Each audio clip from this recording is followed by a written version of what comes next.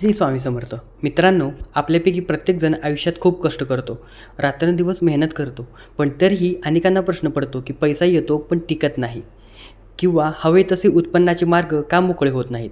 आपण अनेकदा नशिबाला दोष देतो, पण खरं सांगू का, पैसे हे केवळ कागद किंवा नाणं नाही, तर ती एक ऊर्जा आहे. ज्याप्रमाणे रेडिओचे स्टेशन सेट केल्यावरच गाणी ऐकू येतात, त्याचप्रमाणे आपल्या मनाची आणि सवयीची वारंवारता जोपर्यंत पैशाच्या वारंवारतेशी जुळत नाही, तोपर्यंत पैसा आपल्याकडे आकर्षित होत नाही. आजच्या या विशेष व्हिडिओमध्ये मी तुम्हाला अशा 5 सोप्या सवयी सांगणार आहे, ज्या जर तुम्ही पाळल्या तर तुमचं आयुष्य अभावाकडून प्रभावाकडे झुकू लागेल. हा व्हिडिओ केवळ माहिती नाही, तर तुमचं आर्थिक नशीब बदलणारी गुरुकिल्ली आहे.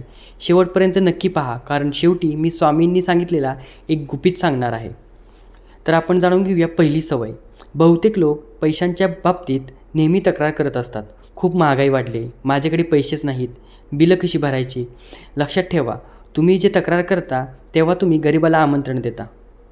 तुमच्याकडे आज जेवढे पैसे आहेत त्यासाठी ईश्वराचे आभार माना, मग ते 10 रुपये का असेना. जेव्हा तुम्ही एखादं बिल भरता तेव्हा ते दुःख करत भरू नका. मनातल्या मनात म्हणा, धन्यवाद, या पैशांमुळे मला वीज मिळाली किंवा अन्न मिळालं. जेव्हा तुम्ही कृतज्ञ राहता तेव्हा ब्रह्मांड तुम्हाला अधिक देण्यास सुरुवात करते. दिलेल्या पैशाबद्दल आभार मानणे ही जगातील सर्वात मोठी मनी मॅग्नेट सवय आहे. दुसरी सवय म्हणजे पाकिटाचा मान राखा. तुमचं पाकिट म्हणजे धनाचं घर आहे.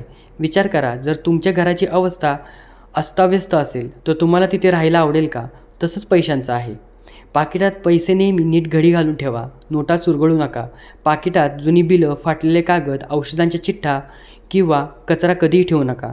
कचरा हा राहुग्रहाशी संबंधित आहे, जो पैशांच्या प्रवाहात अडथळे निर्माण करतो. पाकिटात एखादी महत्त्वाची शुभ वस्तू ठेवा. उदाहरणार्थ स्वामींचा फोटो, मोरपीस, गोमती चक्र. जेव्हा जेव्हा तुम्ही पाकिट उघडाल तेव्हा तुम्हाला प्रसन्न वाटले पाहिजे. तिसरी सवय म्हणजे उत्तर दिशेची शुद्धी आणि वास्तुदोष. वास्तुशास्त्रानुसार उत्तर दिशा ही कुबेर देवाची दिशा मानली जाते. जर तुमच्या घरातील उत्तर दिशा दूषित असेल तर पैशांचे आकर्षण कमी होते. तुमच्या घरातील उत्तर दिशा नेहमी स्वच्छ ठेवा. जिथे जड वस्तू, कचरा किंवा भंगार ठेवू नका. जिथे शक्य असल्यास पाणी असलेला एखादा फोटो किंवा छोटी मनी प्लांट ठेवा. तुमची तिजोरी किंवा गल्ला अशा ठिकाणी ठेवा की त्यांचं तोंड उघडताना ते उत्तर किंवा पूर्व दिशेला असेल. यामुळे धनाचा साठा वाढत जातो. चौथी सवय म्हणजे देण्याची वृत्ती ठेवा. पैसा हा पाण्यासारखा असतो, तो वाहत राहिला तर स्वच्छ राहतो. जर तुम्ही तो फक्त साठवून ठेवला तर त्याची ऊर्जा थांबते. तुमच्या उत्पन्नातील छोटासा भाग दान करण्याची सवय लावा.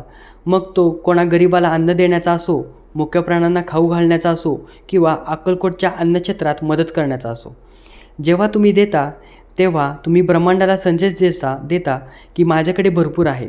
यामुळे तुमच्याकडे पैसा येण्याचे मार्ग 10 पटीने वाढतात. यालाच दशांश नियम असेही म्हणले जाते. पाचवी सवय म्हणजे रात्री झोपण्यापूर्वीचे व्हिज्युअलायझेशन. आपले अंतर्मन रात्री झोपण्यापूर्वी सर्वात जास्त कार्यक्षम असते. त्यावेळी तुम्ही जे विचार करता ते प्रत्यक्षात यायला सुरुवात होते. झोपण्यापूर्वी 10 मिनिटे डोळे मिटून असा विचार करा की तुमच्याकडे भरपूर पैसे आले आहेत. तुमची सर्व स्वप्न पूर्ण झाली आहेत. तुम्ही आनंदाने ते पैसे खर्च करत आहात आणि मदत करत आहात.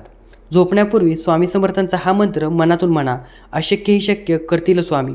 हा मंत्र केवळ आध्यात्मिक नाही, तर तो तुमच्या आत्मविश्वासाला गगनाला भिडणार आहे. पैशांची भीती मनातून काढून टाका आणि स्वामींच्या कृपेवर विश्वास ठेवा. स्वामी नेहमी म्हणायचे, कष्ट कर, मग मी तुझ्या पाठीशी आहे. केवळ सवयी लावून चालणार नाही, तर तुमच्या कामात तुम्ही प्रामाणिक असणं गरजेचं आहे. जेव्हा तुम्ही तुमचं काम सेवा म्हणून करता तेव्हा तुम्ही तुमच्या मागे धावत येता. सकाळी उठल्यावर आपले दोन्ही तळपाय पाहून कराग्रे वसते लक्ष्मी हा श्लोक म्हणावा. आपल्या हातातच लक्ष्मीचा वास आहे हे विसरू नका. तर मित्रांनो, श्रीमंत होणं हा तुमचा हक्क आहे, पण श्रीमंती केवळ पैशांची नसून तर ती मनाची आणि विचारांची देखील असावी. या 5 सवयींपैकी किमान 2 सवयी आजपासूनच सुरू करा आणि 21 दिवसानंतर तुम्हाला काय बदल जाणवेल ते मला कमेंटमध्ये नक्की सांगा. तुम्हाला हा व्हिडिओ प्रेरणादायी वाटला तर लाईक करा आणि तुमच्या जवळच्या मित्रांना नक्की शेअर करा. चॅनल सबस्क्राईब करायला विसरू नका, कारण स्वामींच्या आशीर्वादाने आपण अशाच प्रगत विषयावर चर्चा करणार आहोत. कमेंटमध्ये लिहा, श्री स्वामी समर्थ.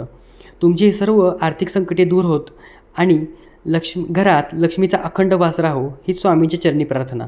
पुन्हा भेटूया एका नवीन माहितीपूर्ण व्हिडिओसह. धन्यवाद. श्री स्वामी समर्थ.